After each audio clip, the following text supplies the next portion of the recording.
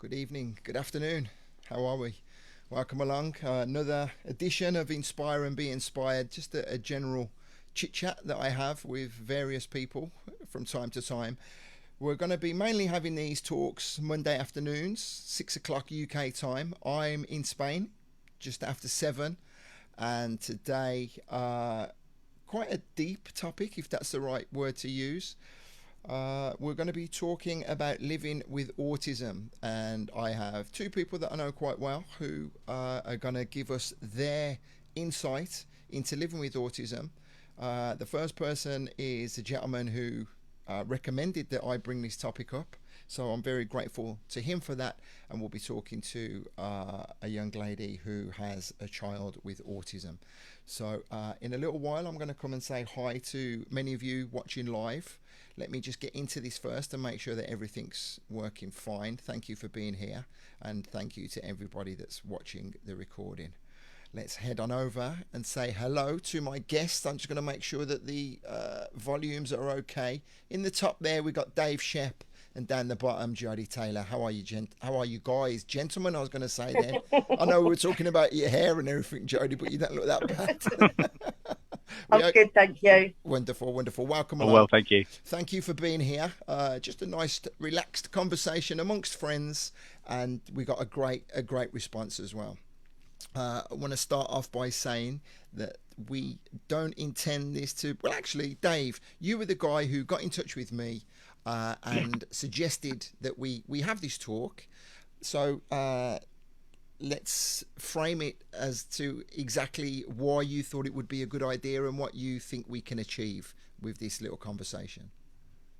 Yeah, thanks for inviting me along, Andy. I'm Dave. I'm a DJ, I'm a clubber, I'm a record collector, a record finder, if you go by the t-shirt, and I'm also autistic.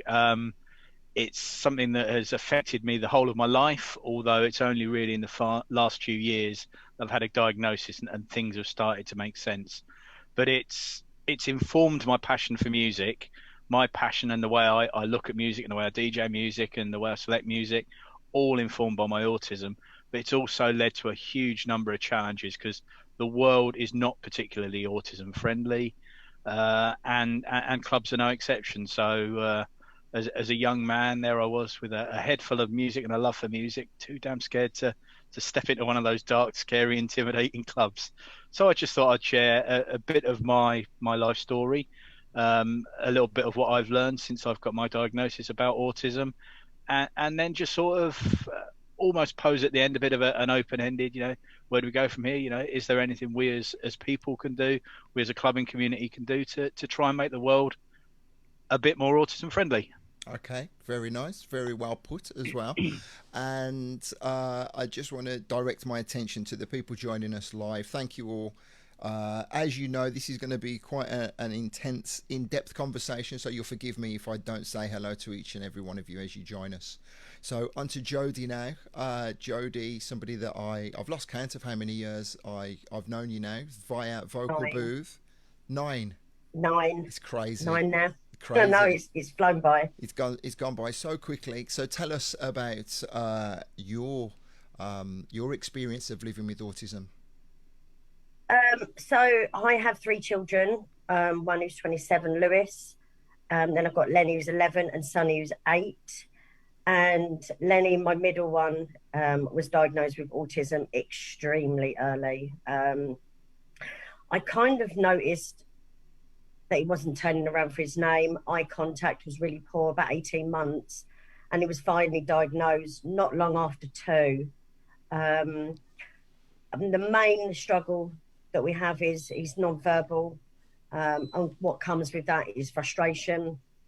What then comes with his frustrations is he can hurt himself, bangs his head, bites his hand, and things like that. So it's just day to day, really, dealing with what his life throws at him and what life throws at me with regards to him. So no day's the same.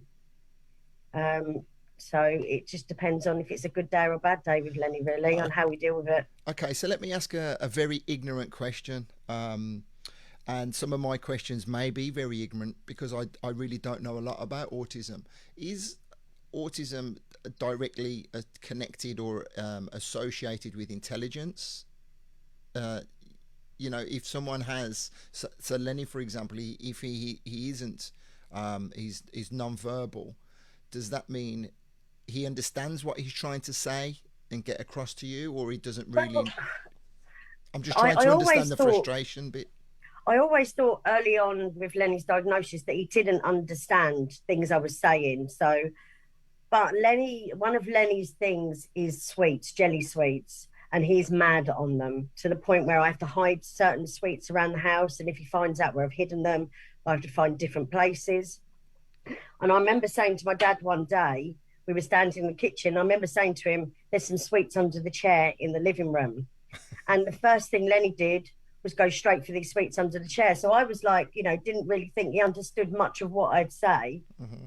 But now I'm starting to realise he understands more than what I think he understands. Okay.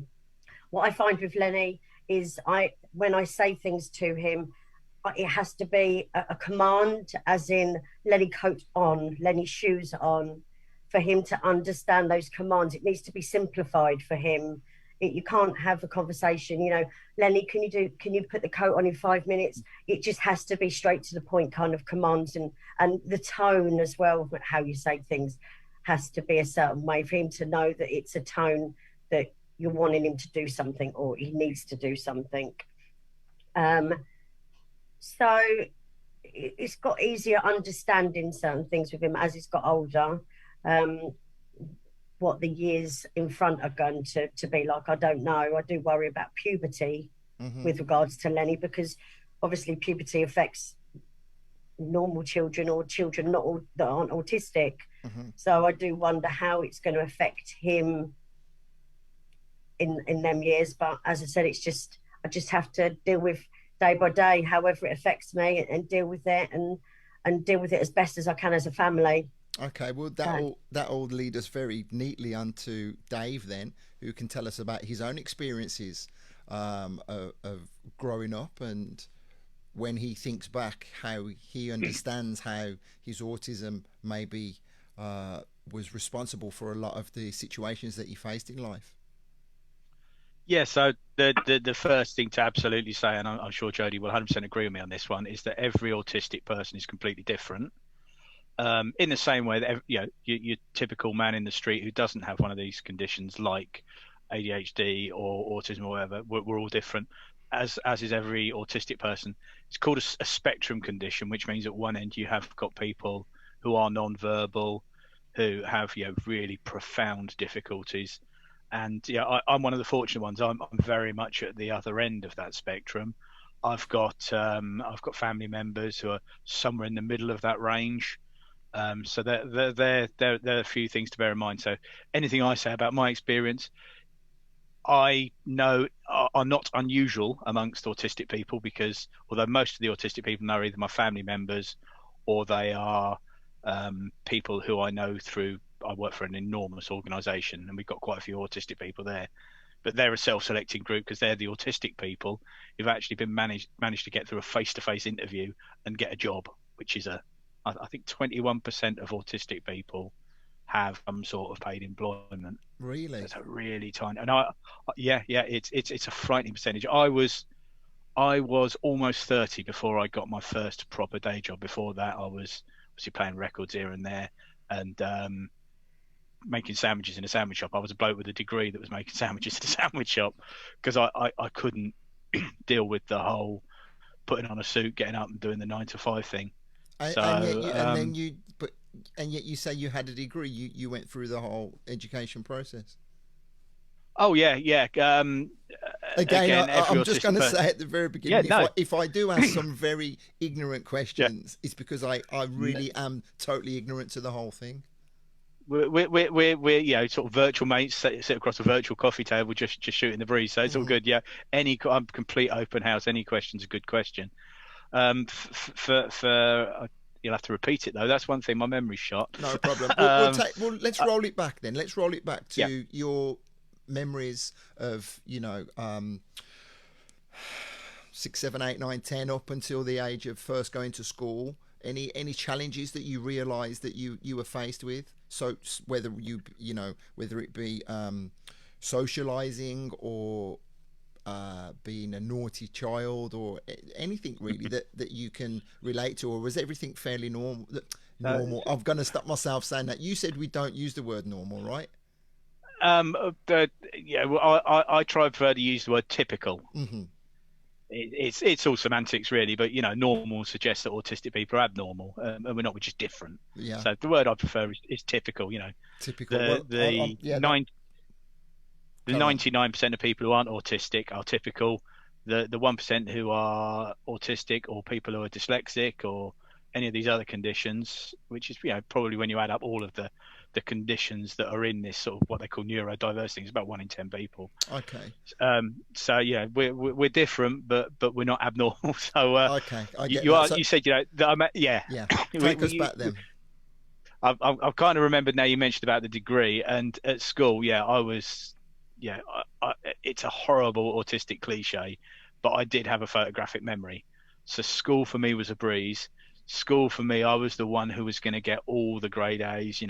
Every year at the end of the year, I'd be topping all the exams, and I was the one who was going to go off and become a doctor or a lawyer or whatever else it was.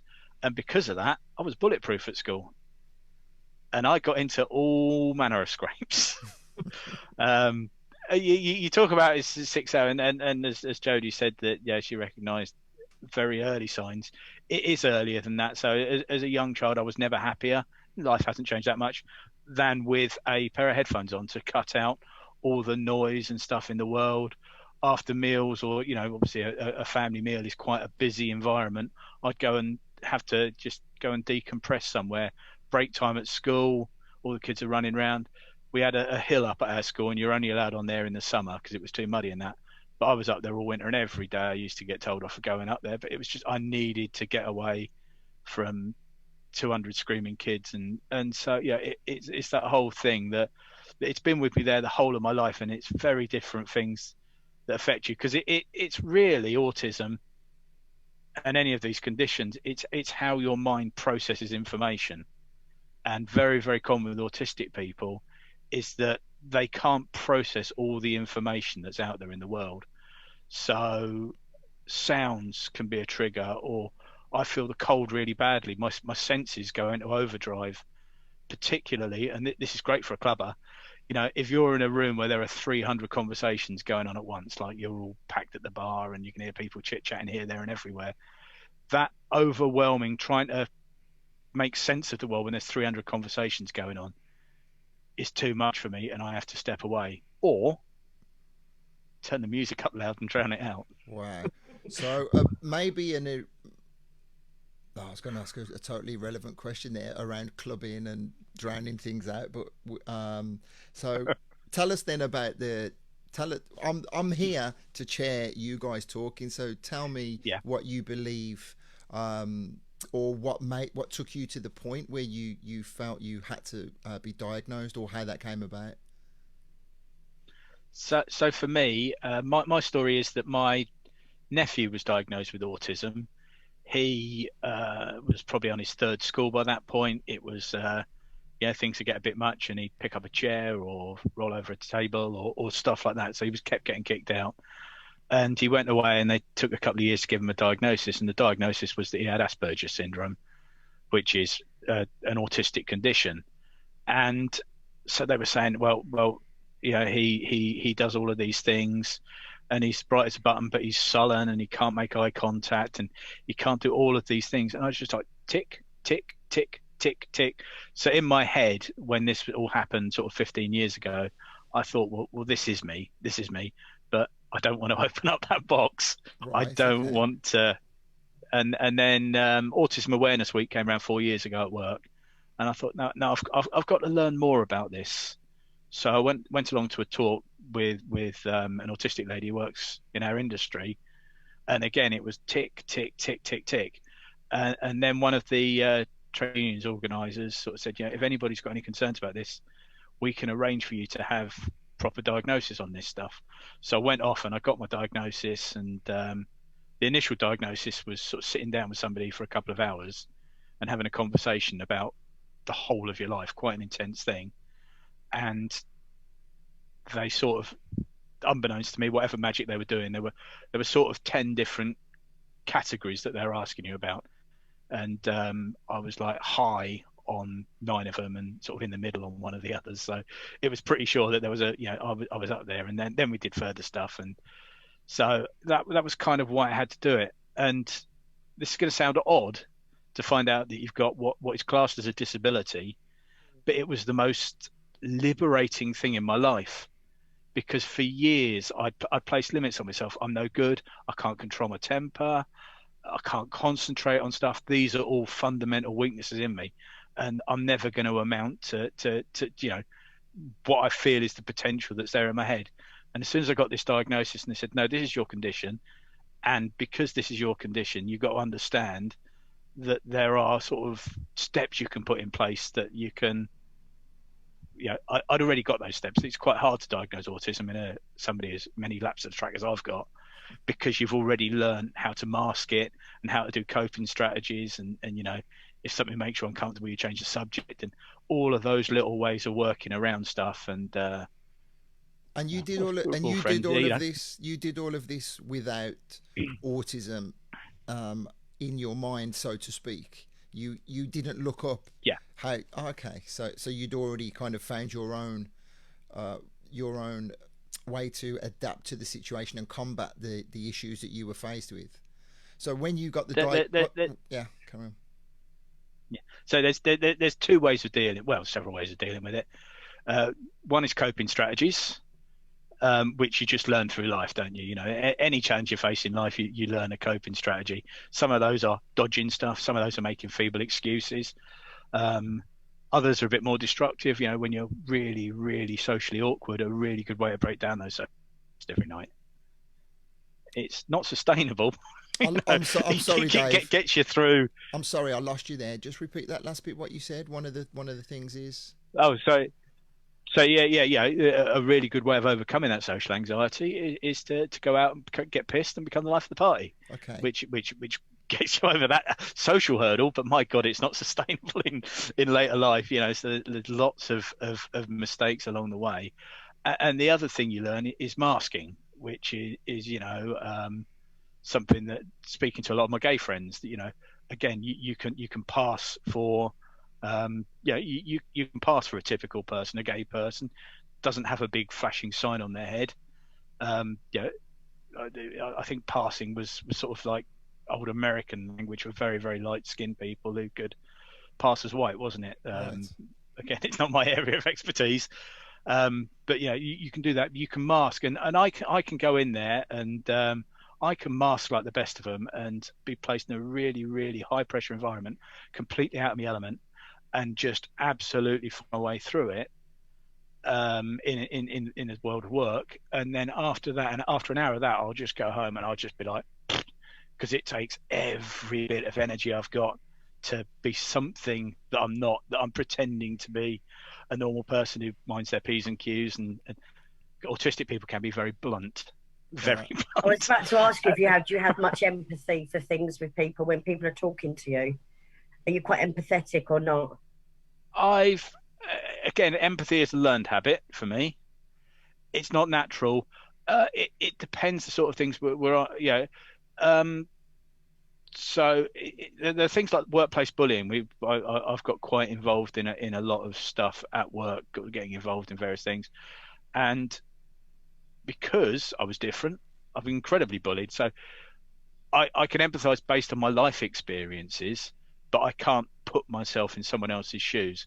But I've had enough life experiences that I tend to be able to empathise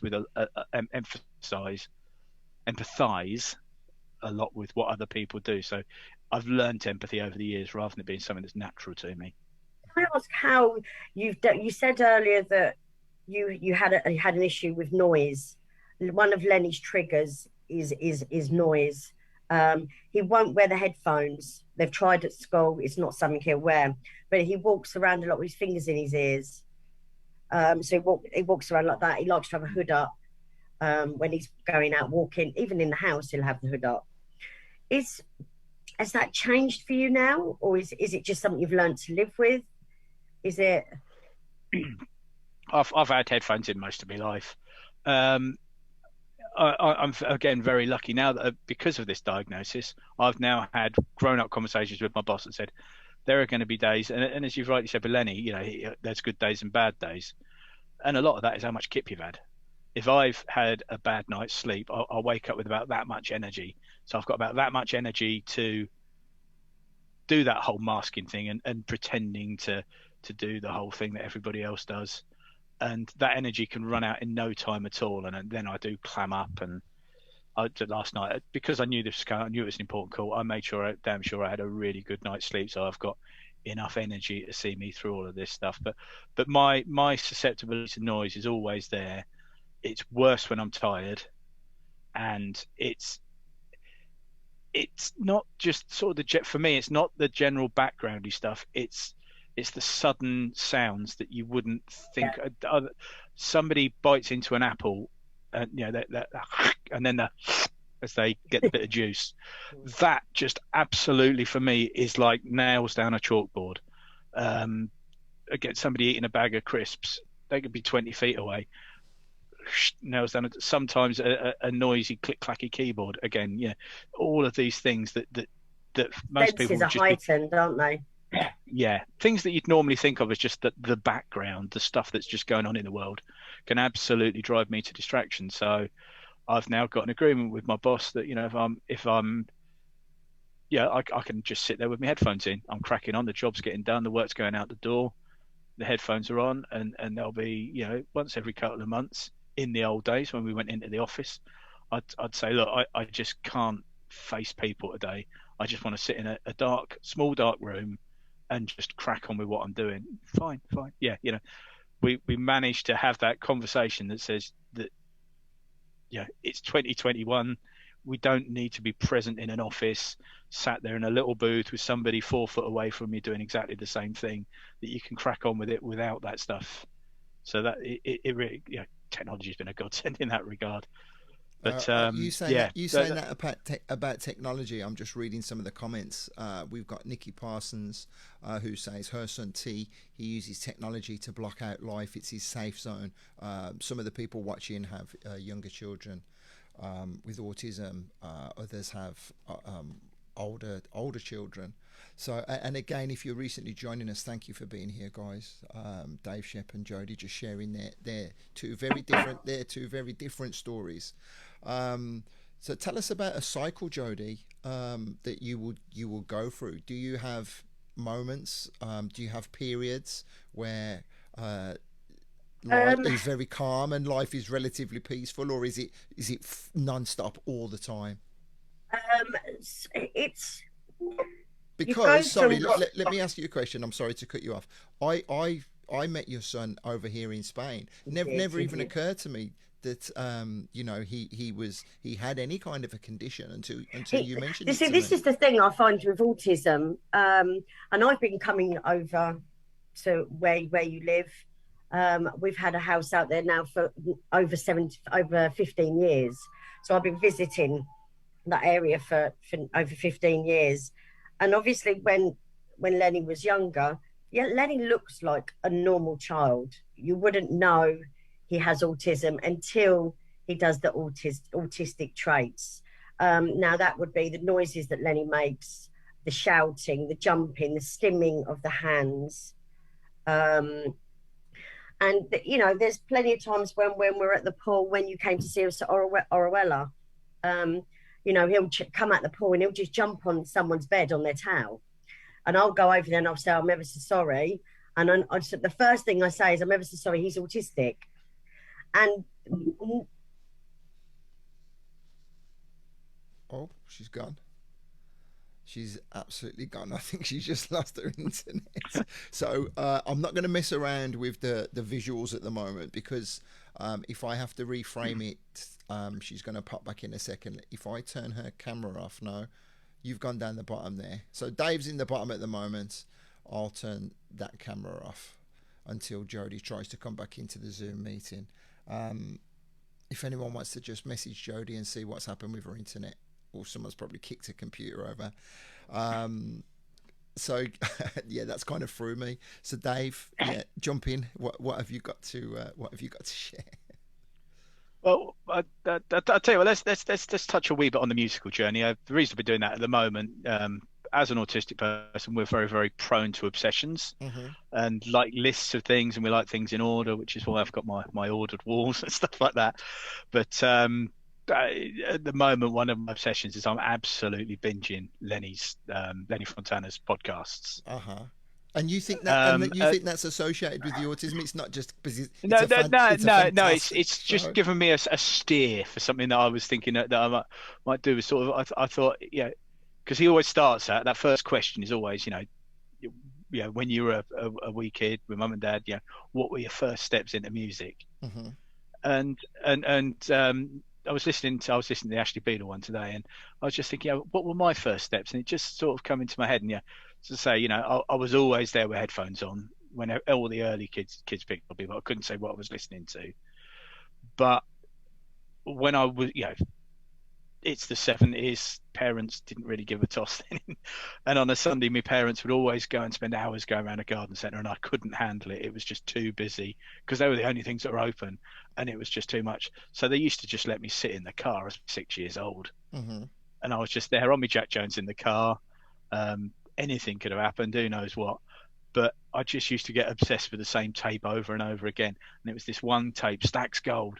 And I would just listen to a theme from Shaft over and over again, and just listen to the way it built and built and built, and just knew every single note of that record. And it kind of layers up almost like a Wild Pitch record does. Yeah. So yeah, I just became fascinated with that. And that, again, was a real autistic trait, that I'd wake up on a Sunday morning, I'd always watch Star Wars, and I'd always listen to that one song over and over again for 3 hours. My parents went round a garden centre in the car, and I've got you the wrong way around. I am listening. Carry on. She's back. Carry on. Yeah, then hip hop came along, and that became a whole new obsession. Which, and the real one, the one that I did loop and loop and loop and loop. Do you remember Steinsky and Double D Lesson 3? No, I don't. No. It was one of these cut and paste things. So it was essentially a loop of Dance to the Drummer's Beat. Let's dance. Okay, yeah. Let's dance. Yeah, I won't sing anymore because I don't want to chucked off. I don't think I'm that close, but just with 1,000,001 random movie samples and all sorts of stuff, and it was a proper throw the kitchen sink at it, cut and paste job. And I got so into those, I had no idea about splicing tapes or studio techniques or anything. But that was one of the first big musical wormholes that I just disappeared into, was trying to figure out how they did all of these, pump up the volume, or any of those old early cold cut records, just trying to figure out how, because I knew nothing about technically, rather than trying to find out where the samples had come from and everything. Yeah. It was just, how do you do that? And I'm trying to do things. I've got a little Amstrad thing with 2 tape decks in it, and trying to do things on pause buttons and rewinding the tape and trying to just line it up and looping things up just that way without any razors or anything. And proper. That's where the musical obsession started with me. So would you use the word nerd at all? Is that a good word or a bad word in your mind? I'm a nerd and proud. I'm a nerd. My wife's a geek, so we get like a house on fire. And again, at school, it was a huge problem. I'd get the crap kicked out of me because nobody likes a brain box, particularly a brain box who doesn't have that inner monologue that says, society says that we shouldn't say these things. And of course, I just open my big gob because I'm very, very blunt about these things. You've got no internal filter. Yeah, absolutely. As a kid, once I told someone his French homework was terrible. He said, "Oh, it's the first time I've ever done my homework," and that's why There's a big lump out of that tooth. And even, as 3 years ago, one of the very, very senior people in our company was giving a speech, and she prided herself on her grammar. And she said, and I was literally fuming. And I went, literally? And it was at that point I knew that I was not getting the promotion I thought I was in line for. Wow.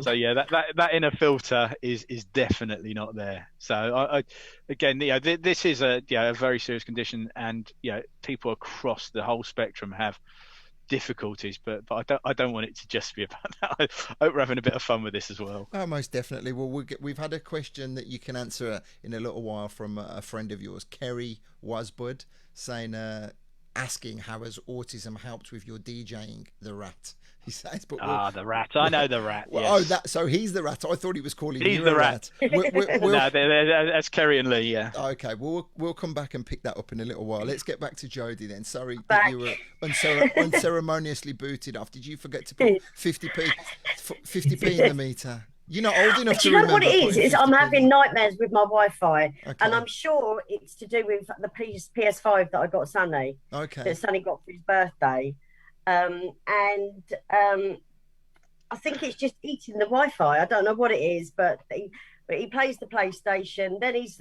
looking at other things. So I'm back anyway. You're back, no problem. It's all good. Yeah, so we managed to hold the fort. Obviously when we used to go to Orwella, he used to jump on people's beds.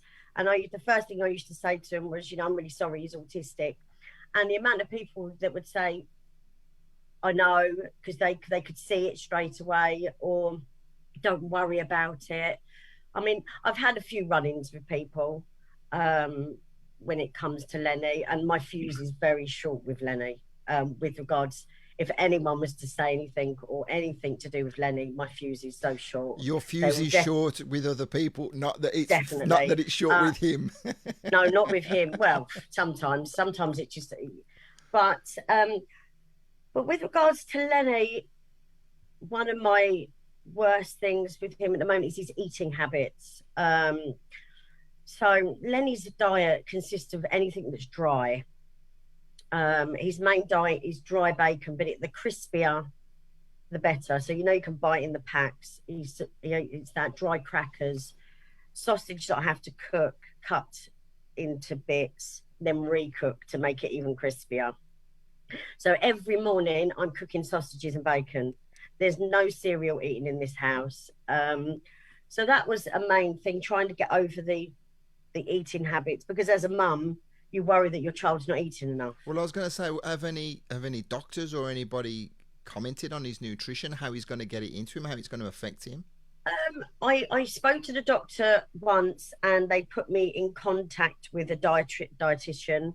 And when I got there, what she said to me was, I don't know about autism and diets.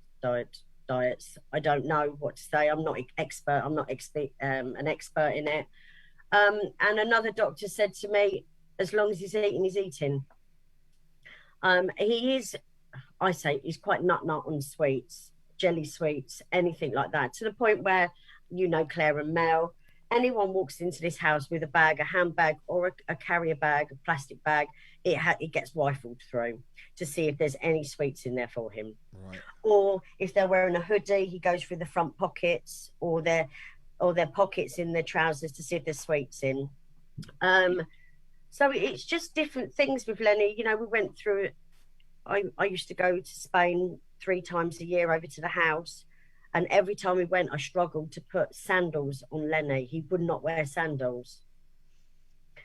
And then when I'm finally get him to wear the sandals on holiday. And then when you get back from holiday, I can't get him back into shoes.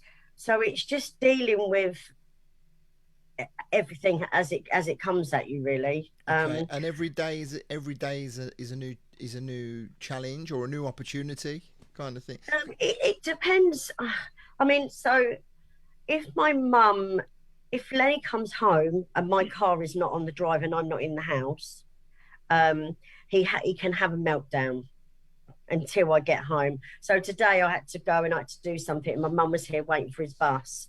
And when I pulled it up, he's sitting in the lounge window, looking out the window, waiting for me to pull up. He was quite calm then. So I hate to say it, but sometimes I feel like he bullies me Okay. into, and I he dictates how I behave, what I do, and even to the point of dictating Sonny. So, I was, if Lenny took his shoes off, I had to have my shoes off. If Sonny then had his shoes on, Sonny had to have his shoes off. If Lenny has pajamas on, I have to put mine on, and Sonny has to put his on. So And explain that then. What would be the situation if you didn't? he would. Lenny's got a mark on his hand here where he constantly bites to the point now where he's scarred his hand. It's a constant bite mark. Um, or he hits himself on the chin, or he can headbutt things, or he can hit himself on the head. Um, it's more hurting himself than other people. He has gone for Sonny a few times. But the saddest part of autism, I think, for me as a family, is there's no family unit. There's me and Sonny, and there's me and Lenny, but there's no Lenny and Sonny. Right. Even for the moment I brought Sonny home from the hospital, as soon as I brought him into a room, Lenny would leave the room. So this is why I get emotional about it. It's one's upstairs, one's downstairs, and it's really hard to do things as a family because the children are so different. And it's when Lenny's a real outdoors child, loves walking, loves trampolining. Where Lenny's at the stage, Sonny's at the stage now where he wants to be on his iPad, and it's nice to get kids out, but I can't split myself in two by Of what. course. And as some people are aware, the boy's dad died last year, so I am literally from raising these children on my own now, which is hard. It's a bit like, what's gonna, how am I going to end up? How? And it sounds really selfish, but I do feel like I should have some kind of life as well. Mm-hmm. And I suppose that's where my friends and my mum and dad come into it. They give me a life away from children and autism, I suppose, Right. which can be. Let me. You talk about your friends and family. I comment to the people who are watching this. They are leaving questions. I don't really want to interrupt you guys talking. So what I will say is, both Dave and Shep will go back and watch the video again. Now read your comments. There's been a couple of recommendations with regards to the eating, other people sympathizing if that's not relating to what you're going through. So you'll be able to read all of those. So if you have got comments, guys, recommendations, please do feel free to leave them, and the guys will pick up on them after, because I don't really want to change the flow of the conversation as it's going. You saying about he bullies you. Is it? It's not a conscious, or I'm asking the question, I'm not telling you. Is it? Do you think is it a conscious process that he knows he's pressuring you into this? Sorry, go on. No, I was just saying.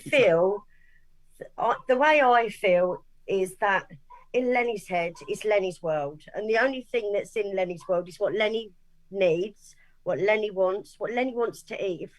If Lenny wants a drink of water, it's given to you and it's done at that time.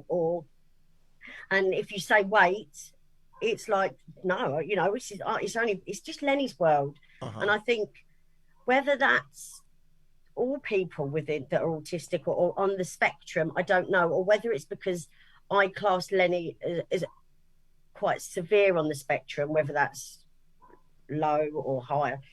I would say it's low.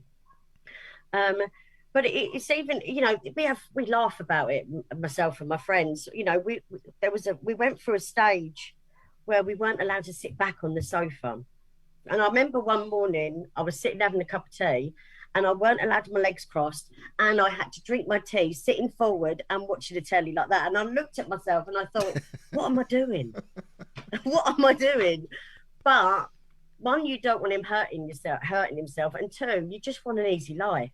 And there's no. So what help have you had from the experts, if that's the right way to say it? what have the recommendations be? Is there any way of, I know he's not an animal, is there any way of training him or changing his behavior to move away from it? I mean, there may be. I mean, I have the school contacting me because he went through a stage where he was then doing the same to another student in his class, where he didn't want his shoes to be on. Or it's the same as, you know, as soon as I get in a car with him, I have to put my belt on, and I have to put it on like in like 1 second flat. And if I don't put it on, it's constant. And he does it to the bus driver. So when the bus driver's getting in, he sits behind him, and the first thing that he does is he passes it through to the bus driver to put his belt on. So I suppose it's just something that has to happen. I don't know whether I'd call it an OCD. It's just when you get in the car, the next thing you do, you put that on. And another thing he does to my dad, I mean, I say he bullies my dad a lot as well. My dad lets her get away with a lot. And if my dad wears a polo top and he doesn't want the top button done up, well, in the end he sits there in the whole buttons are done up. I've had to do it, and I look so stupid. I'm shopping in the shop and I've got a shirt on that's just like over a vest top, and the whole lot of the buttons are done up. Or if I'm washing up and you do that to wash up, I have to have them down. So I'm washing up with my sleeves like that. and it's just, I just come to deal with it, you know. It's just when I don't like it when it affects Sonny, or, you know, but then I say to Sonny, we just want an easy life. But then Sonny's like, but I don't want my shoes off. I don't want my shoes on. Mm-hmm. So, but, you know, Lenny, from the moment Lenny wakes up to the moment I get into bed, and sometimes it could be 11 o'clock.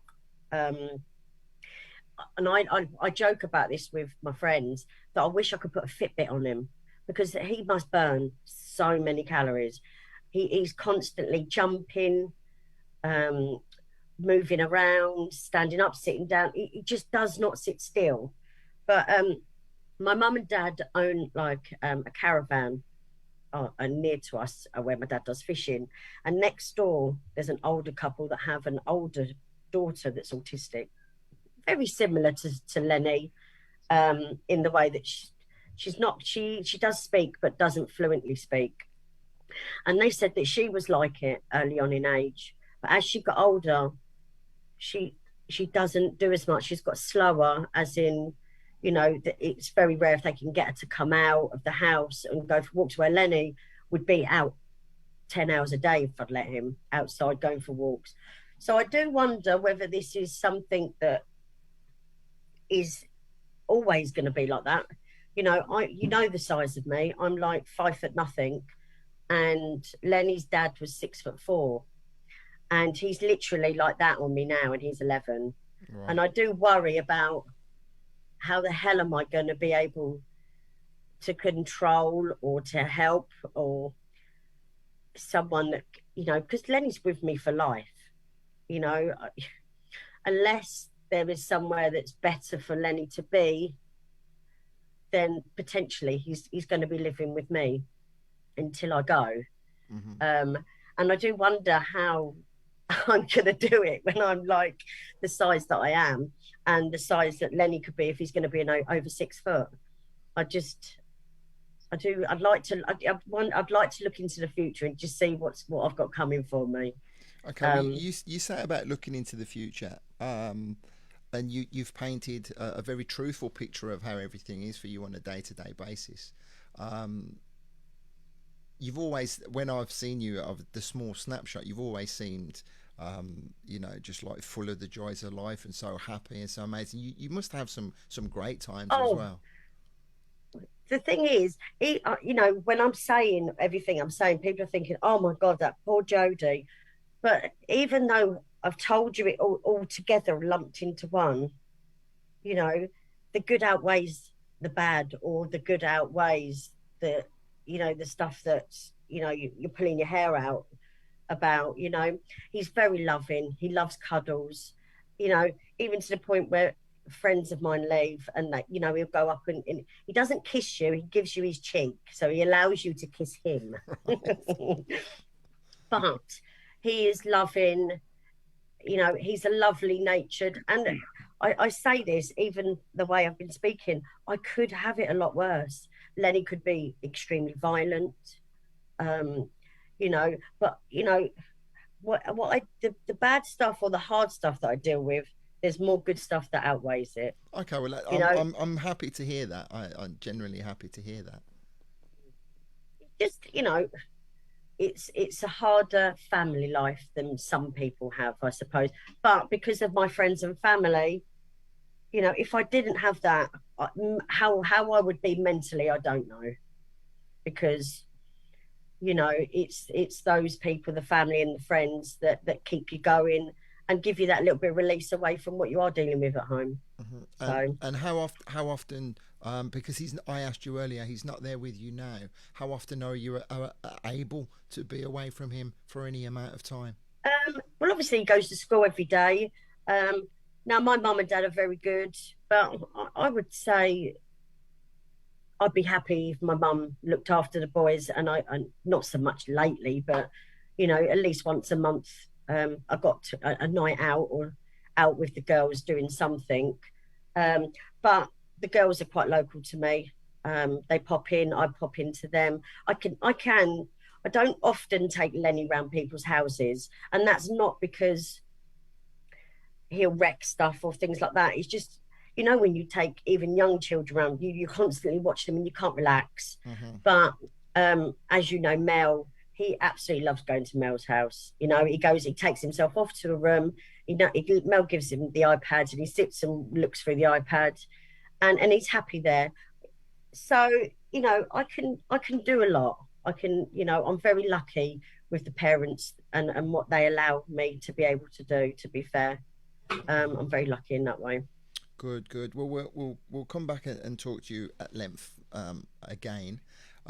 Dave's been sitting there intently listening, relating to some of the stuff again, because your experience, that's not the right word, but your particular story is vastly different to Jodie's. But I saw you nodding your head at a lot of the things that she was saying. I'm sort of sat here making notes and thinking about diet. And again, autistic people within my family, I know that that's a real thing, either because routine is hugely important to most autistic people. That can be meal times. I've got a relative who you'll know when it's 12:01, because if lunch isn't on the table at 12, you'll know by 12:01 that it's late. Right. Me, when I was a kid, I couldn't eat tomatoes. And again, it was a sensory thing. It's not till later in life that I've realised the reason I couldn't eat a tomato, like a little cherry tomato, when you bite into it, you get that shot of sort of sweet liquid, and just that intensity was too much, which is why a lot of autistic people like to eat bland, the crackers, the plain sort of the proper, smart price tomato and cheese pizza, no fancy toppings, that kind of thing, ever so common. And certainly I went through a stage in my life where I was pretty much living on pot noodles. I did get out of that one. And again, with the biting of the hand and stuff like that, it is quite common. Again, I know from my experience and from others' experience, I've more than once put my hand through a bit of plasterboard, because you have all this pent up, as you come closer and closer to everything that's going on in the world around you, taking you towards what's called a meltdown. You could lose all control and start swinging out. And I like to sort of take myself away. And there have been occasions where I've sort of bloodied my knuckles just punching the heck out of a wall, because I've got to hit something. I've got to get this out of me. And so quite often that the what you described there with the biting of the web of the hand feels a lot like when I'm very very lucky that I've learned enough coping strategies. It's very rare for me to have a meltdown. Typically when it's something like an airport, when it's a foreign airport where it's sweltering hot and people are pushing in the queues and there's huge noise going on, there's heat and confusion and delay boards and all that kind of stuff. That's the time when quite often I'll have to keep my place in the queue. I'm going to the loo, I'll be back in about half hour and I might have a few bruises on my knuckles because I'm going to batter the hell out of the toilet stall or something. So yeah, there's lots and lots of things that I definitely recognise. All a matter of degree, and I absolutely appreciate that what Jodie's going through with Lenny is again a whole degree worse than anything I've ever seen. But yeah, I can absolutely understand those traits. Well, you can relate to some of what Jodie was saying. Because you mentioned about family members. Has autism been? Is there any connection or is there any proof that it's hereditary, or is there just so many more people around than we give credit for? Dave, I'll ask you that question. I think it's. Yeah. I think autism, as we now understand it, is pretty new. In terms of probably we only really started understanding what it was beyond a few really dodgy definitions of it that were put forward by Nazi scientists. Probably in the last 40, 50 years, it's become recognized as a spectrum condition. We're still very early in being able to diagnose it. So when I was going to school in the 70s, I was a naughty kid. I was a shy kid. No, the word autism wouldn't have been bandied around teachers. So, it wasn't that they didn't pick it up. It was that nobody knew what it really was. So we are getting more. We're learning more and more and more about this condition. So we don't really know exactly what causes it. We do think that it's probably a big genetic element to a big hereditary thing, and that it does run in families. And you can absolutely see traits from generation to generation. I'm going to say it right now, but it's sort of to do with vaccines, and I get very angry when I see people trying to come up with things like that. It's just absolute crap. It's something that's hardwired into you from birth, and it just so happens that at the age when you're starting to have vaccines and stuff are about the sort of age when you start trying to talk and stuff like that. Lisa Schofield has asked a question here, which I think you would be perfectly positioned to answer. She says, do you actively have friends? I know you have a lot of friends. And do you feel overly lonely at times? Her son has issues with trust of others. Can you relate to that at all? I know you're quite a social person, aren't you, Dave? Oh, sorry, that was for me. Yeah. Sorry, I wasn't sure that was directed. I would say that, again, diving deep into it, I and it's very common amongst autistic people, do struggle to form sort of deep friendships. Yes, I've got lots and lots of friendships of a level of people who I love dearly, and who I go out and I see, and I've got some amazing friends. I had the final Southport, I had a complete meltdown on the last Sunday. I'd already said to people, if they play something like, what's that Gene Khan song? Was that all it was? No. What do I have to live my life? Anyway, and I was sort of saying all these songs and said, if I hear this, I'm going to melt. If I hear this, I'm going to melt. And then they played Don't Leave Me This Way. And I just went, I had no energy left. I'd been up for 40 Sunday for Southport. And I don't have emotions and I don't cry. And I started crying and I didn't know what crying was. And I was so lucky at that time that I had just these few friends who were there for me. But my I don't have a wide group of friends.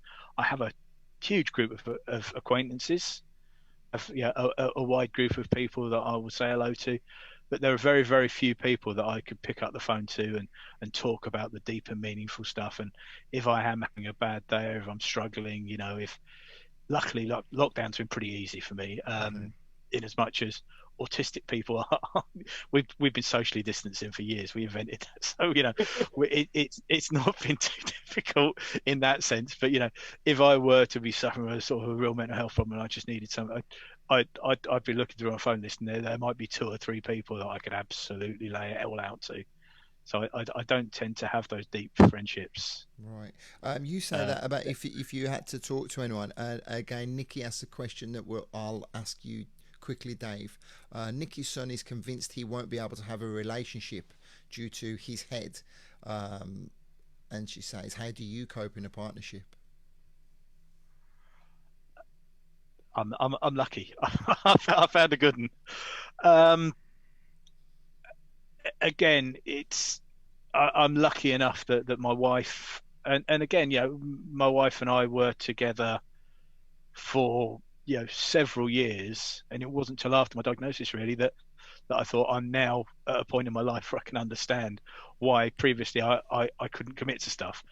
But yeah, I think it's again, you're diving into feelings, but I'm doing my very best here for you. Well, um, again, I have family members who are in their teens, and I know at least one of them, and no names, no pactoral, because I'm not getting involved in any of that. Did once say to my mum, am I ever going to have a girlfriend type thing? And it is difficult, but there is someone out there for everyone. I yeah, it's got to be someone who takes you for all your perceived faults, which aren't necessarily faults. I just happen to get lucky and find myself a wonderful geek that balanced out my nerdish behaviour, and we have two very, very different obsessions. She's a scientist, and she does a lot of community work, and she does a lot of arts and crafts. Whereas me, I was, again, all of these conditions. Dyspraxia is one that's sort of like a medical term for it's a kind of clumsiness that you're all fingers and thumbs, that the signals from your brain that tell your fingers what to do don't quite get through. So I've had the whole of my life. If you were now to say to me, I want you to draw a picture, I would go into sweats, because art class, I used to get told, really run down. Woodwork, metalwork, CDT, all of that stuff always got run down. So I run a mile from anything arts and crafts. And it's brilliant. She's her thing. I've got my thing. Mm-hmm. And between the two of us, we both get that little bit of me time, and we're not in each other, because I imagine I'll probably quite to be around 24/7 as lockdown has proven. And but yeah, we're all different, and there's 7 billion combinations of people out there, and there's got to be something for everyone out there. But I fully acknowledge that I'm one of the lucky ones, and I found a keeper. Good. Jodie, when you hear that, does it fill you with hope? Does it fill you with sadness if you think how Lenny's going to cope as he gets older? One thing I don't want to come across as this big negative Nelly with regards to Lenny. I don't think you are one at all. thing I've always said, and I don't know whether it's because of how Lenny is with regards to autism, and how Dave has dealt with bullying, as he said, throughout the years, whether it's school or even at the workplace. The one thing with Lenny is I do know that he will never understand that, or he will never experience that, because of the severity of his autism. He won't understand anyone taking the mickey out of him or bullying him, unless it's bullying to the point where it's physical. He just doesn't understand. And that is a nice side with his autism, is that he will never experience or understand anyone being nasty towards him or saying nasty comments. Mm-hmm. And also, as I said earlier, with his dad dying August last year, he doesn't understand what is the grass what's happened at all. Does he miss his dad? Has he been able to convey if he misses him or not? No. With Lenny, do you think he does? I think in Lenny's head, he's just thinking he hasn't seen him in a while. Right. Okay. That's what I feel. I mean, I don't know, because obviously Lenny can't tell me how he feels. But I do know that there have been times where the children hadn't seen their dad for whatever reason. And then when they did see him, Lenny acted like he hadn't not seen him, if you know what I mean. Hmm. So it's a strange one with Lenny, because, and that's why it's nice hearing from Dave, because they are so different ends of the spectrum. You know, Lenny is non-verbal. I didn't think he had a lot of understanding, but he has more than what I thought he does. But he's a lovely natured little boy. And as I say to his school when I go to his parents' evening, as long as my son's happy, I'm happy. And that's all I can ask for in this world, is that he's happy and that we're happy as a family. And if that means I have to take my shoes off when he tells me to, or, then so Walk be around with it. your top button done up all the Top time. button done up. Actually, I might insist that you do that every time I see you now, just to make you feel at home. Or, I'll be a vocal booth and you'll make me sit forward. That is definitely what I'm going to do.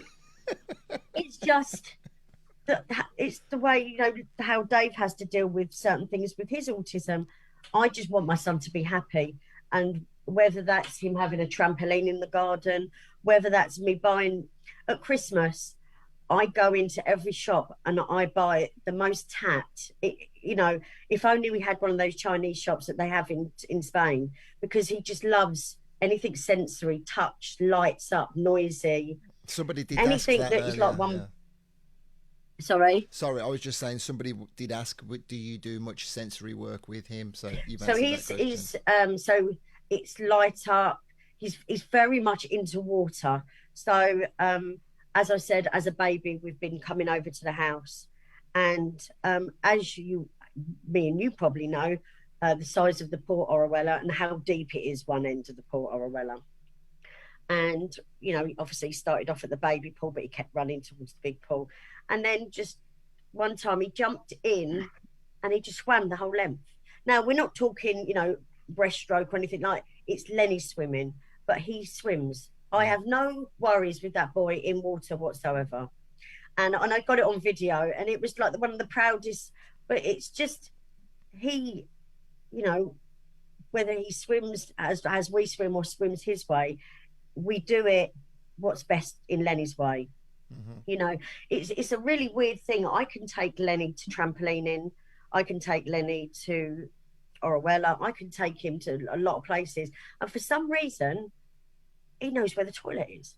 It's like wherever we go, if he needs to go, he heads straight for the toilet, whether we've been there or not. I don't know what it is.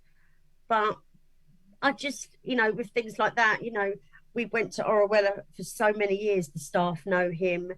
The lifeguard that was there for a amount of years knew him. So it's just, it's his special place, and that's why I continue to go with him as much as I do. He loves beach. I mean, we took him to a beach local to you, Cabaroy, and there's hundreds of fish in the water. And he had the time of his life last year, just constantly feeding fish. But to the point where everything had to go in. There was orange peel in there, anything that he could find to feed these fish. And it made him happy. And what makes him happy, we do as long as I can do it. Mm-hmm. But, once trampolining opens, he's got a membership, and I could sit there every night. Every night I could go to there and sit an hour sitting in there. And I sit there on my own. I don't have anyone to go with. But I do it because he's happy. And that's what makes him happy. And that's what I do. And that's what I've got to do as a mum, is to make sure both my kids are happy while I'm able to. It's incredible. It is incredible to just sit and listen. And I know all of your friends are gonna think you're Wonder Woman, and you definitely will have gone up in people's estimations without a shadow of a doubt, because there are a lot of people out there fighting these silent battles, aren't there? If battle is the right word. Dave, have you ever either needed to or been recommended that you speak to anybody for counseling, therapy? Is there any kind of medicines that you can take or anything like that, remedies, even if that's the right word? Pre-diagnosis, then lots of people suggest I go and get help. There were a few career limiting moments where, again, it all got too much. I can remember one time I had enough. Quite often, if I'm working there with some tools in my hands, I'll just chuck the tools down. I've put screwdrivers through quite a few monitors in my time and things like that. And people have suggested I go and get help, but since then, no, very much I've been left. Now that I know what my condition is, what the triggers are, I've kind of pretty much been left to get on with it myself. Okay, so that actually, so nobody's really pointed me in that direction. I've remembered what the question I meant to ask was: are there medicines which can help, lessen the anxiety or the aversion to noise and things like that? Well, I already mentioned the alcohol, Right. but wouldn't recommend it as a long-term solution. It's a difficult question. I again, speaking for myself, who very much at the verbal end of the verbal non-verbal spectrum, I've not necessarily needed anything like that, and my view on my condition, which is a completely different view to other people at other ends of the spectrum, is that I don't want it to be treated. You hear about kids now being turned into zombies because they're put on Ritalin or whatever, and I don't want that. I like being me. Mm-hmm. I know that there are things about me, not even things about me. There are things about the world that make me being me quite difficult. And rather than drug me up, I'd sooner change the world and see what could be done to make the world more autism friendly. Okay. Well, that was one of the things that we wanted to get onto, isn't it? Which we will get around to. Yeah, because I don't want to be cured. For me, there are elements of this that make my life absolute living hell. But by the other token, there are some things that are almost superpowers for me. Right. The way I join dots with things, because I don't think in the logical, methodical way that a typical person does, means that sometimes I can be the one person that comes up with this genius bit of inspiration that just because all the wires are crossed up differently in me head. So I don't want to be cured. I don't want to be drugged up necessarily. Interesting. So let me ask Jodie the question. So, and I'm going to come back to you. Remind me, Dave, to come back to you because time is racing on. But I do want to hear your views on how we can make the world a better place. So, Jodie, treatments, whether I don't even know how to frame it. Sort of like with a counsellor or something like that, or medicines. Do you have to think about those? No. Lenny has autism. Lenny doesn't have ADHD attached to it or dyspraxia. He is autistic. And obviously, a lot of children that have to take medication are because of the ADHD side of it, or a lot of the time it's because they literally don't sleep. I'm very lucky with Lenny. He does goes to sleep later than what I would want. But then I can have nights, maybe 1 or 2 times a week, where he could be up in the night. But sometimes it's like he's having a party in there. He's just laughing, or Lenny. If you ever do meet Lenny again, Lenny is one of the most fantastic whistlers. He whistles constantly. Even to the point one time I walked into a room and he wolf whistled. And I was like, but so he whistles. So I don't feel the need to medicate Lenny in any way, shape, or form right now. Whether that changes, whether puberty does change him for the worse, I don't know. Mm-hmm. With regards to counselling, I did. It's a hard one because when Lenny was diagnosed, I was pregnant with Sonny, and there was a lot of complications with Sonny and things like that. So I needed it because I was heavily pregnant and I was dealing with a potential diagnosis, because prior to Lenny's diagnosis, it's not something that they take lightly. And prior to it, they believed that Lenny probably had a hearing problem. Okay. So trying to get Lenny at the time when he's showing signs of autism to do hearing tests it wasn't happening. As in the normal way they would get one of us to do it.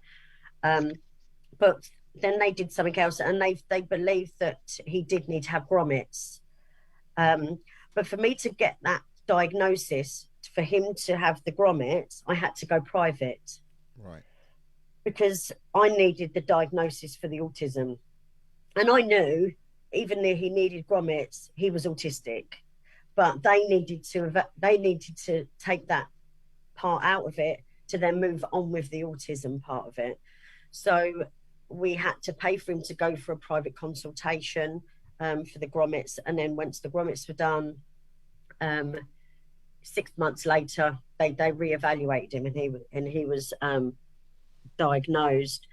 So around that time, I spoke to people, and I am a very emotional person, even though a lot of people haven't seen it in me. But when it comes to my kids and things like that, and I needed some counselling. I needed to come to terms with what had happened with Lenny, because my Lenny, he was born perfect. He was.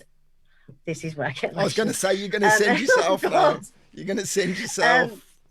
So, and he was born. I had a wall in my house, and it had photos of Lenny, and there's eye contact. And then you start seeing, as the years progress, or the months, or the holidays, the eye contact, we're losing the eye contact. And it was kind of that wall that helped me deal with what was going on, because I could see it slowly in the pictures that we're putting up, that, you know, that we weren't getting the icon. The regression, as you said earlier. And his regression was eye contact, turning around for his name, the stimming, the flapping, as they call it. But before that, he was perfect. So it's kind of like you're mourning or grieving for the Lenny I had, but I have a new Lenny now. I have a different Lenny, you know, and that's just the way it is. And counselling and speaking to people helped me come to terms with that fact that, you know, this is it. And, you know, I have down days.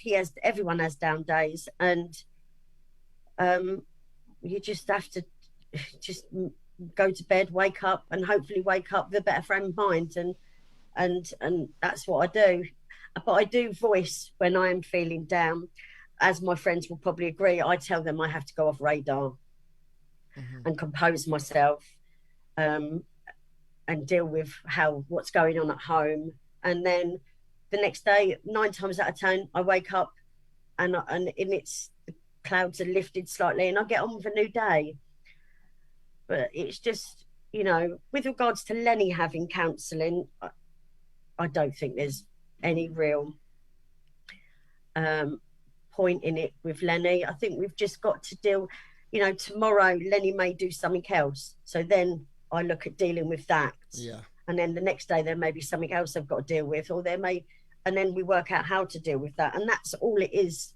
Every day or every week, I learn to deal with something else that upsets Lenny, or Lenny loves doing. You make a note of it, or you don't do it again if it upsets him. And that's just what I have to do. I just have to do that. And in between that, I've got to be a mum to a child that doesn't have autism, that doesn't have the needs of Lenny, but has different needs. But, you know, I have had it myself. But with regards to Lenny, I think myself and the school are quite close in the way that, you know, if there's things he's doing there, then I try at home. If there's something I'm doing at home that's working, I tell them. And as you know, Andy, you know, we've managed to get Lenny this new tool, which hopefully will help with communication with him. Because a lot of Lenny's frustrations, I think, are him not being able to explain what he's feeling, or what he wants, or what he doesn't want, or what is upsetting him, or what's hurting him. Yeah. Whether this communication tool is going to help him talk, I'm not sure about. But the way it works is kind of, he can touch signs, and it will say, "Can I?" or there'll be things he likes to do, and he may hopefully be able to ask, "Can I go there? Can I eat this? Can I see this person?" It's actually just quite freaky. I must have subconsciously put this sweatshirt on. I honestly didn't think about what I was wearing.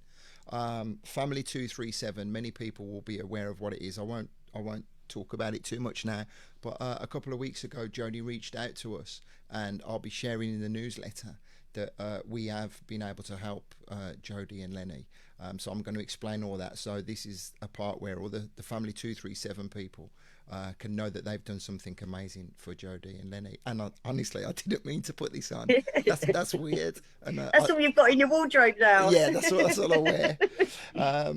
Okay, I mean, I'm sure I could sit here all night and listen to you, as could many other people. And I will just say again, if anyone's commenting, both Dave and Jodie will go back and watch this video again, and I'm sure they will reply directly on your comments. Guys, I'm sure you're going to have people messaging you direct and inboxing you and want to discuss this more. So Jodie, if you don't mind, I'm just going to go back to Dave very quickly, yeah, because I'm conscious of the time cracking on. We spoke beforehand, Dave, about how you believe the world can be a kinder place surrounding autistic people and autism. So do you want to give us your insight into that? There's a few things to it. First of all, it's not can it be, it has to be. Autism and all of these conditions are disabilities. They're hidden disabilities, but we live in a world. I hope you can hear me because everything's frozen. No, yep, no, good. You were just being still. That's very good. You're playing that for you're playing a game on me. No, I'm engrossed. Listening intently. Thank you. Engrossed. Yeah. So not.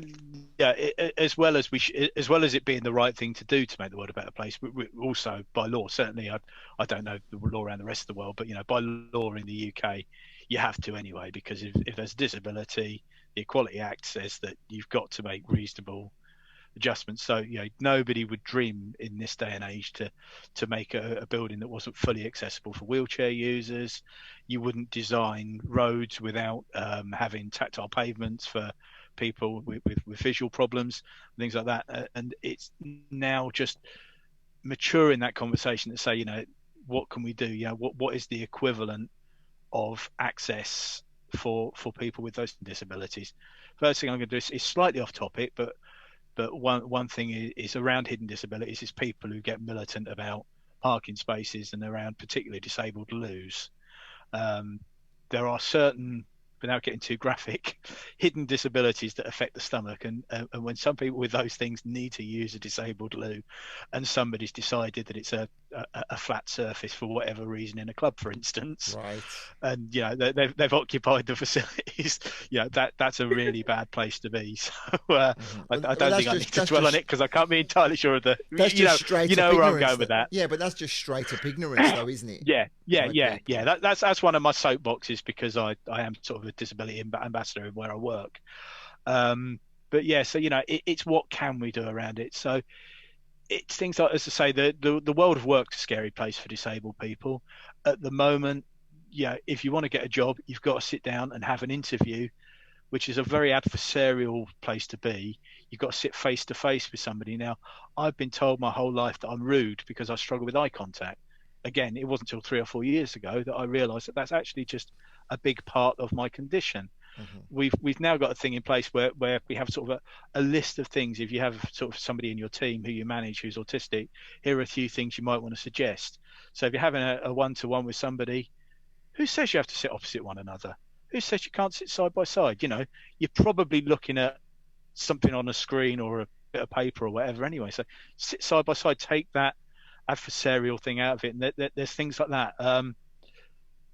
What benefit does those devilish interview questions? People think they're being so clever when they ask you what sort of fish you'll be or whatever it is. They're absolutely irrelevant to the day job. And for somebody with an autistic mind, you can't necessarily make that leap. That's no good for me being whatever job it is I'm applying for. And it's not if a you're sign applying for work, make the interviews. Sorry, mate. There's a slight delay. That's not necessarily a sign of intelligence, anyway, is it? The fact that you can answer a question with a hidden meaning. No.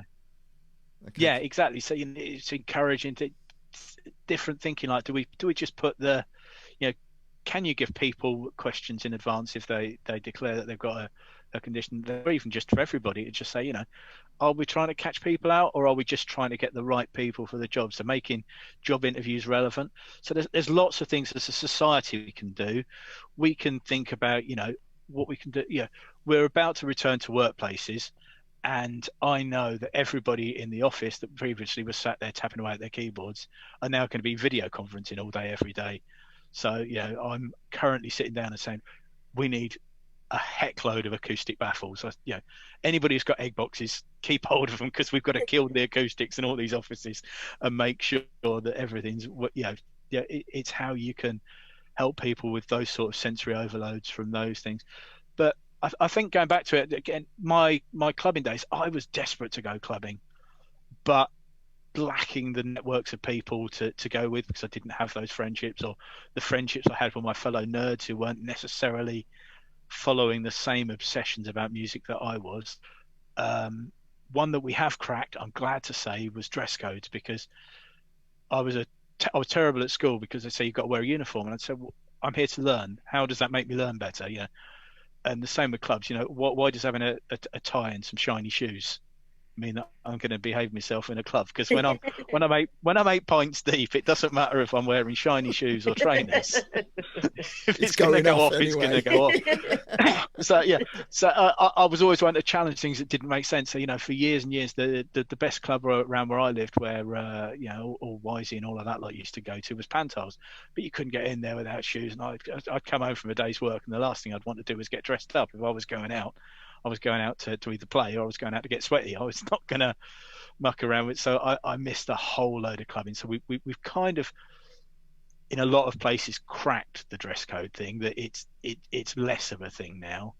A lot of my clubbing experience has been, I'm no good in queues, because I'm not particularly good with people in close proximity a lot of the time, and queues standing there going nowhere really, really do me in.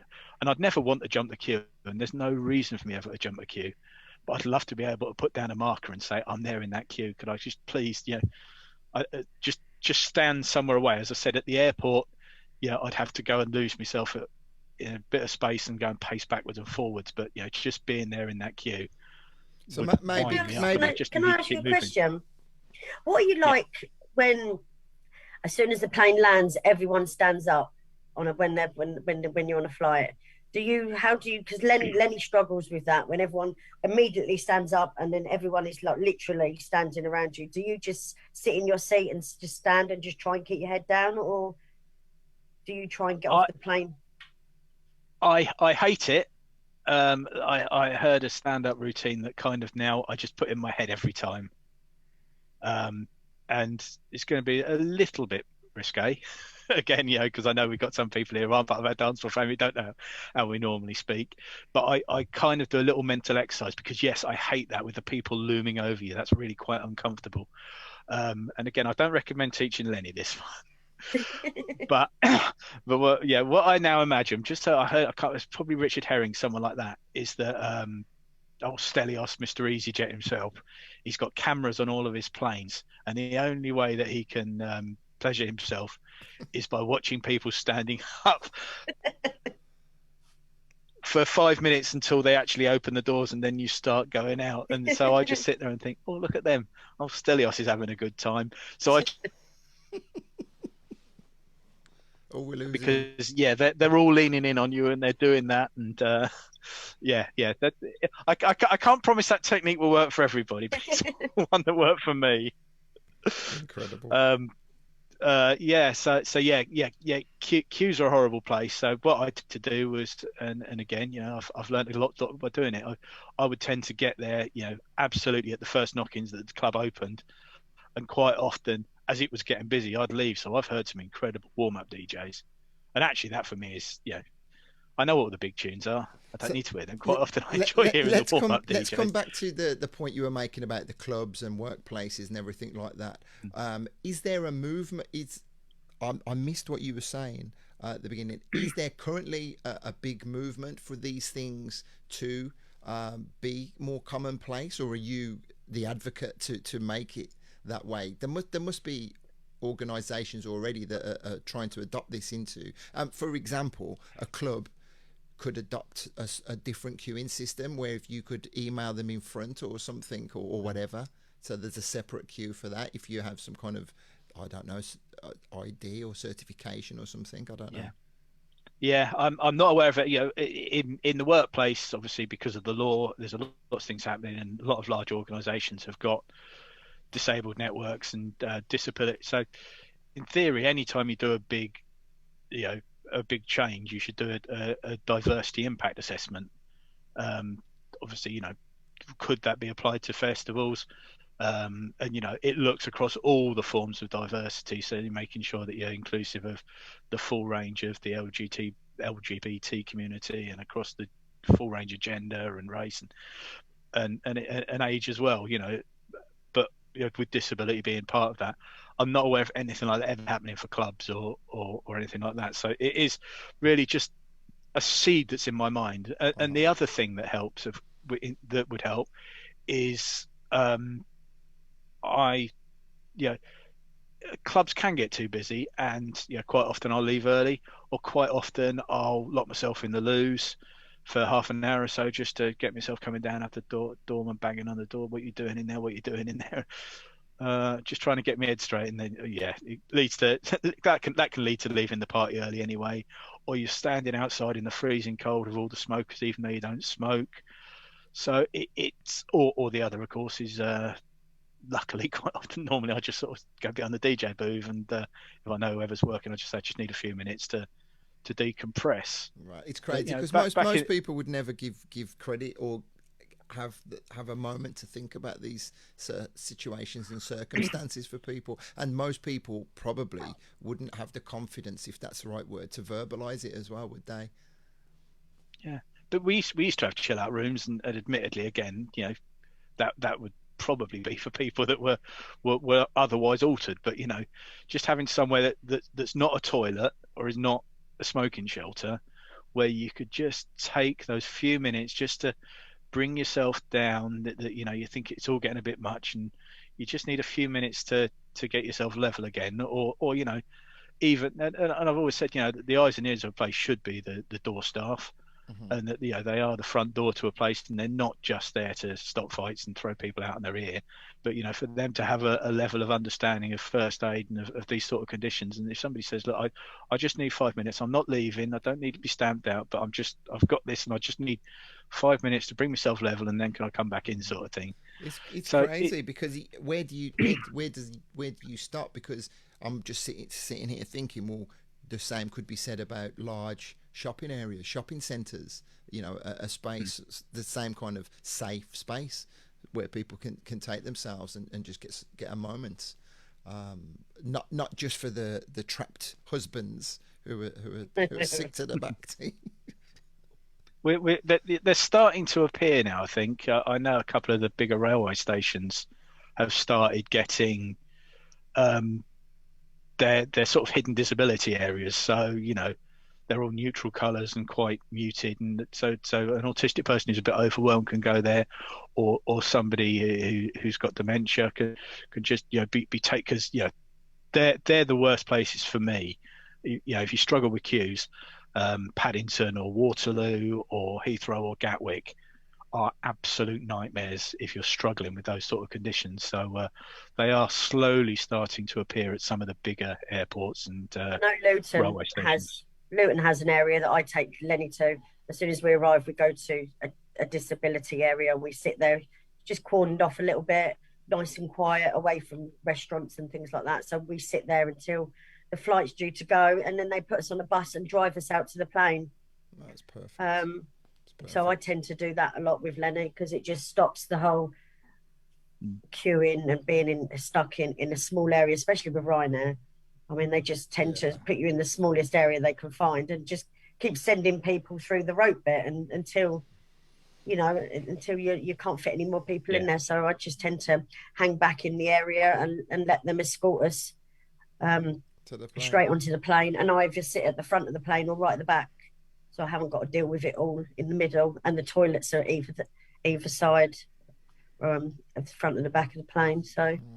Well, I hate to be the one to interrupt this, but I did say when we started, I'm sure we could easily talk for a long, long time. But I know that you guys have to get off, and I myself have to bring this to a close very shortly. Is there anything that you thought about previously that you expected to be brought up that we didn't touch on very quickly, or did you think we covered everything that you thought we would be talking about?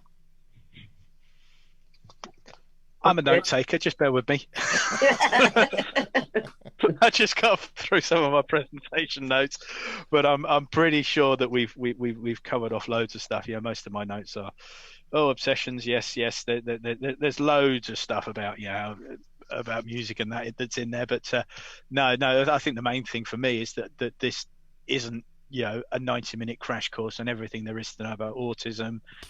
It's the start of a conversation. It's hopefully the start of raising awareness that each one teach one. We go on, spread the word, and people think about how they can make their own workplace a better place, or their school a better place, or their sort of living environment of their towns or whatever. And yeah, if thought goes into club or festival design as to what you can do about some of the more scrum-like elements of these things, then that would of course impact directly on our world. So yeah, start of a conversation would be my thought on that. I have a few people I can put you in touch with, Dave, who I think would definitely be interested to hear your thoughts on that, and who knows what will come of this.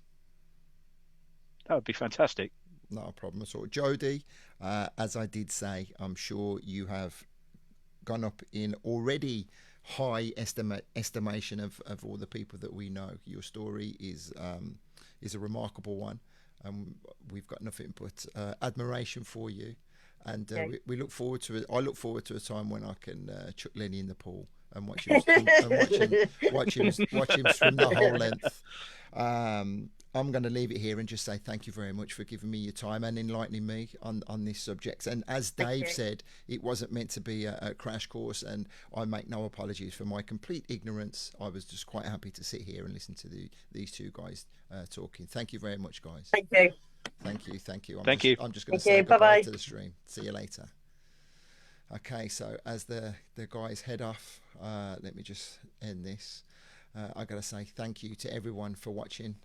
It's been great. We've had quite a few people with us throughout the course of it, and I've put the little access logo at the top there because it's the access that allows me to do things like this. It allows me to get all the little bits and pieces and enrich people's lives with these talks and whatever. So thank you very much for that. Thank you to everybody for all of the video likes and the shares and the follows of the page. I apologize that I wasn't able to say hello and mention every single person that was commenting